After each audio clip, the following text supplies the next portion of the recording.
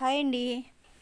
ఈరోజు పిల్లలు వచ్చేసరికి వేడివేడిగా పాయసం అయితే కాద్దామని చెప్పేసి కొంచెం సగ్గుబియ్యం అయితే నానబెట్టేశాను.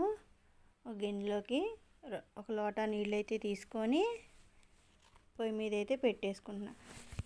మనకి ఏదైనా స్వీట్ అనగానే గుర్తుకొచ్చేది ఏంటండి? సగ్గుబియ్యం పాయసమేగా.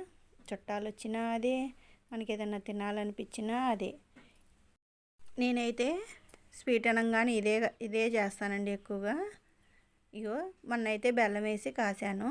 ఇప్పుడు మా పిల్లలు బెల్లం వద్దు మమ్మీ, కొంచెం పాలు మరిన్ని పోసి పంచదార వేసి పలచగా అయితే కాయి అని మొన్నైతే చెప్పారు.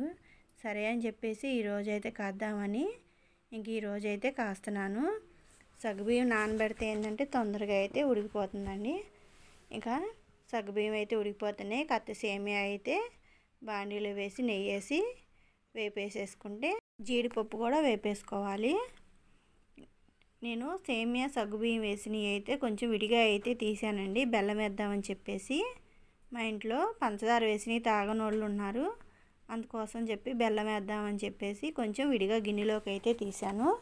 తీసిన తర్వాత ఇంకా పాలు అయితే పోసి 5 నిమిషాలు అయితే పాలు సేమియా ఉడికినంతసేపు పాలలో అయితే ఉడికించేసాను.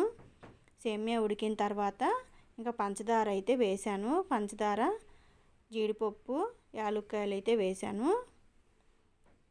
ఇట్లా పాలల్లో ఉడికితే ఏంటంటే చాలా టేస్ట్గా ఉంటుంది. పిల్లలు కూడా ఇష్టంగా తింటారు.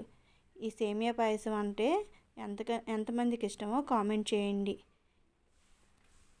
ఇదిగోండి సేమియా అయితే బెల్లం కూడా వేద్దామని పక్కనైతే పెట్టేశాను. ఇవి అయితే ఉడికిపోయినాయండి. రెడీ అయిపోయింది. Thank you.